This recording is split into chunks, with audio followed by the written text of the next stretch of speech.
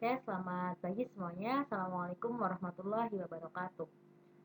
Selamat pagi, selamat kalian atas kenaikannya kemarin dari kelas 7 menjadi kelas 8. Untuk PPKN kelas 8-nya, insya Allah akan dibersamai oleh saya, yaitu Ustazah Kiki Setiorini. Jadi salam kenal ya bagi yang belum kenal dengan saya. Nama saya adalah Ustazah Kiki Setiorini. Untuk materi yang pertama, di kelas 8 ini kita akan belajar tentang kedudukan, fungsi dan arti dari Pancasila. Oke, yuk. Pertama adalah tentang kedudukan dari Pancasila. Pancasila. Semuanya harus sudah hafal ya, pasti sudah hafal terkait dengan sila-sila yang ada di dalam Pancasila dari sila 1 sampai dengan sila ke-5. Yang pertama, apa sih kedudukannya Pancasila di Indonesia? Oke, yang pertama adalah sebagai dasar negara. Yang paling utama, kedudukannya adalah sebagai dasar negara. Apa sih dasar negara? Dasar negara adalah sebuah dasar atau landasan yang melandasi berjalannya negara Indonesia itu sendiri. Lah, emang penting kedudukan Pancasila sebagai dasar negara? Oh, jelas sangat penting. Bahkan semua negara pasti punya yang namanya landasan atau yang punya namanya dasar negara. Seperti halnya negara jiran kita ya, Malaysia. Mereka punya dasar negara yang bernama negara raja berperlembagaan. Kalau kita gampang ya, dasar negaranya adalah Pancasila. Oke, Pancasila seberapa pentingnya sih bagi Indonesia? Oke, Pancasila ada sebelum Indonesia itu ada, yang telah dirumuskan jauh-jauh hari oleh para pendiri bangsa pada saat sidang PPKI, oleh Panitia 9, kemudian oleh PPKI, sudah dirumuskan sejak jauh-jauh hari. Kemudian yang kedua adalah kedudukan Pancasila sebagai dasar negara tercantum dalam Instruksi Presiden nomor 12 tahun 1968. Boleh diingat-ingat ya, kedudukan Pancasila sebagai dasar negara tercantum dalam Instruksi Presiden nomor 12 tahun 1968. Kemudian yang ketiga adalah seberapa pentingnya si Pancasila, dia adalah dijadikan sebagai norma dasar negara. Norma berarti sesuatu yang menjadi patokan untuk kita berperilaku dalam menjalani kehidupan sehari-hari. Itu ya, jadi normanya kita ada di dalam Pancasila semuanya. Gitu. Untuk yang ada yang namanya Pancasila sebagai pedoman hidup bangsa. Pedoman hidup bangsa gitu ya. Apa sih makna dari pedoman hidup bangsa? Kayak artinya adalah Pancasila sebagai petunjuk arah setiap kegiatan dan kehidupan berbangsa dan bernegara. Segala aktivitas sehari-hari bangsa Indonesia harus sesuai dengan nilai-nilai yang terkandung dalam Pancasila. Jadi tidak boleh bertentangan ya. Misal, kita punya teman dari lain pulau atau dari lain budaya, maka kita tidak boleh memilih-milih teman. Saya orang Jawa, maka saya harus berteman dengan orang Jawa. Itu sangat tidak dibolehkan ya. Karena tidak mencerminkan sila keberapa? Hayo, sila keberapa? Persatuan Indonesia sila ke-3. Betul sekali. Gitu. Kemudian, Pancasila memberikan arahan untuk mencapai kesejahteraan dan kebahagiaan lahir dan batin bagi masyarakat Indonesia. Bisa dibayangkan, seseorang pernah mengatakan begini, Indonesia akan menjadi negara yang maju apabila si Pancasila ini benar-benar dilaksanakan oleh seluruh elemen masyarakat Indonesia. Berarti keren ya, Pancasila ini bisa menjadi sesuatu acuan agar kita bisa mencapai kebahagiaan lahir dan batin, meskipun kita tahu kita juga punya pegangan sendiri ya, yaitu Al-Quran dan hadis. Tapi sebagai bangsa Indonesia, kita juga punya yang namanya Pancasila. Oke, yang ketiga, Pancasila sebagai kepribadian bangsa. Ya, apa sih kepribadian? Kepribadian semacam ciri-ciri watak yang menonjol pada banyak warga di Indonesia. Oke, kalau kalian dengar kata Indonesia, apa sih yang terlintas di benak kalian misalnya? Pasti akan muncul tolong menolong. Pasti ya, tolong menolong itu harus ada. Ada gotong royong, jelas. Masyarakat Indonesia terkenal dengan gotong royongnya. Yang ketiga adalah sopan. Yang keempat, ramah tamahnya. Masyarakat mancanegara yang datang ke Indonesia pasti akan terkagum-kagum dengan keramah tamahannya kita sebagai bangsa Indonesia. Itu makanya kalau bisa kita jangan sampai menghilangkan keramah tamahannya. Dengan orang asing saja kita bisa ramah. Kenapa kok dengan teman sendiri, dengan tetangga sendiri, dengan orang Indonesia sendiri kita malah acuh. Jadi jangan sampai terbalik gitu ya. Kemudian peduli, jelas orang Indonesia sangat peduli. kita nggak kenal sama orangnya, ketika ada orang yang menanyakan alamat, pasti kita akan mengusahakan agar orang tersebut mendapatkan informasi selengkap-lengkapnya. Yang berikutnya adalah rasa senasib sepenanggungan. Kita akan selalu merasa bahwasanya orang lain juga membutuhkan apa yang kita butuhkan dan kita juga akan saling membantu sesama orang yang sedang membutuhkan. Yang berikutnya adalah kebersamaan. Apa sih arti dari kebersamaan? Bisa tercermin dalam misalnya kalian ketika ada satu teman kalian yang dia ketinggalan uang sakunya di rumah, kemudian kalian habis membeli jajanan di kantin.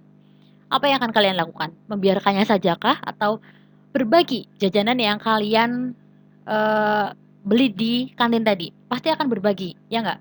Akan berbagi, saling menikmati bersama-sama. Itu kebersamaan. Dan yang tak kalah penting juga adalah kekeluargaan. Meskipun dia bukan saudara kita secara kandung, tapi ketika dia sudah menjadi teman kita, pasti akan lebih dari sekedar teman. Ya kan ya? Kayak misalnya kelas 8F, kelas 8G, yang dulunya mungkin tidak kenal satu sama lain. Kemudian karena 1 tahun bersama, kemudian lama-kelamaan akan timbul rasa bersama dan akan timbul rasa kekeluargaan yang lebih besar dari sebelumnya. Gitu ya. Jadi diperhatikan bahwasanya nilai-nilai ini yang sudah orang-orang sematkan kepada kita, ayo kita bareng-bareng untuk tetap apa namanya? Mempertahankan ciri-ciri yang ada di bangsa Indonesia. Kita juga harus punya karena kita juga orang Indonesia. Gitu ya.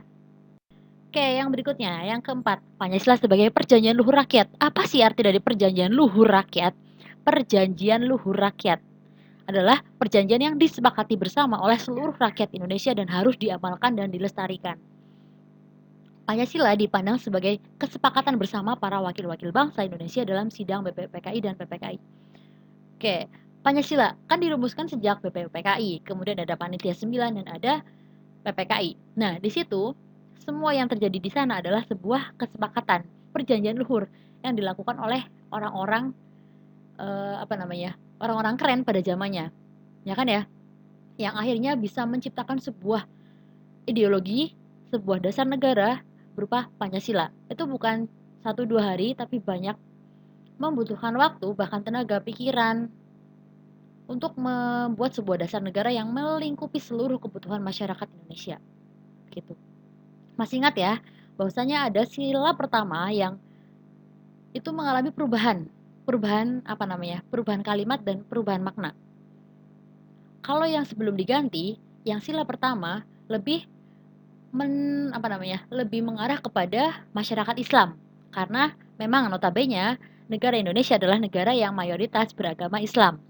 Namun kita juga tidak apa namanya? Tidak melupakan saudara-saudara kita yang berbeda agama dengan kita. Makanya sila pertama diganti menjadi ketuhanan yang maha esa.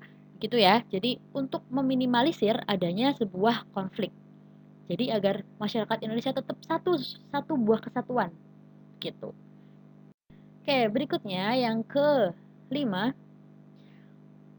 Pancasila sebagai sumber dari segala sumber hukum. Artinya apa sih Pancasila sebagai sumber dari segala sumber hukum yang ada di Indonesia?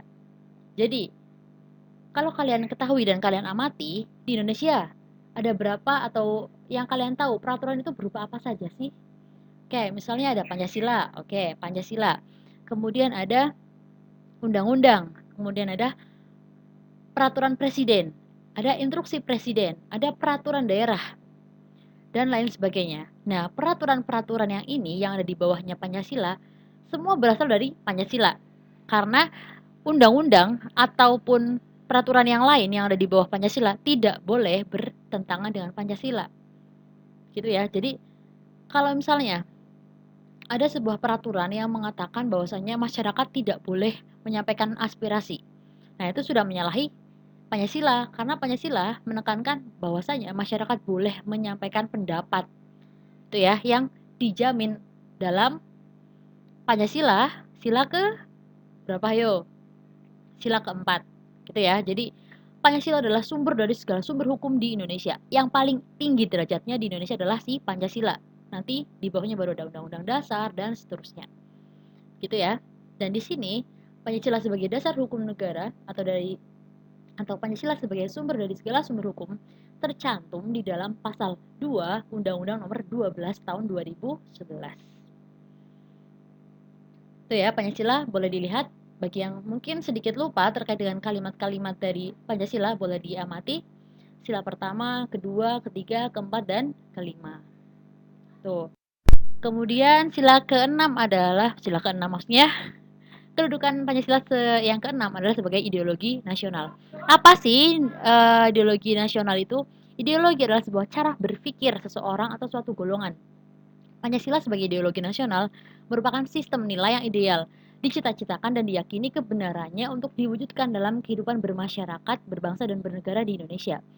Ini kayaknya kalau tanpa Ustazah menjelaskan langsung di depan kalian, kayaknya kalian rada bingung ya dengan bahasanya yang terlalu tinggi. Ya nggak? Oke.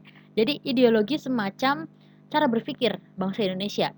Misalnya, ketika Indonesia mengalami masalah di bidang ekonomi, atau mengalami masalah di bidang kependudukan, atau di bidang kebencanaan, atau di bidang apalagi politik. Nah, semua masalah itu nanti larinya ke Pancasila untuk menyelesaikannya. Jadi kita harus berjalan, kita mempunyai pola pikir, mempunyai cara pandang atas dasar Pancasila. Gitu ya. Jadi kita berpikir bukan dengan ideologi-ideologi lain yang ada di luar sana. Misalnya ada ideologi komunis, ideologi sosialis, ideologi liberal, dan seterusnya. Tapi kita punya ideologi sendiri, yaitu ideologi Pancasila. Begitu ya. Apakah bisa dipahami untuk materi hari ini? Oke, materi hari ini sampai di sini dulu terkait dengan kedudukan Pancasila. Ya, kedudukan Pancasila. Oke, sampai di sini ada yang mau ditanyakan? Nah, kalau misalnya kalian punya pertanyaan, boleh disampaikan nanti ke wali kelas kalian untuk disampaikan ke Ustazah Kiki. Begitu ya. Oke, nanti selamat mengerjakan tugas yang saya berikan. Selamat belajar. Semoga hari ini menyenangkan. Sampai jumpa. Wassalamualaikum warahmatullahi wabarakatuh.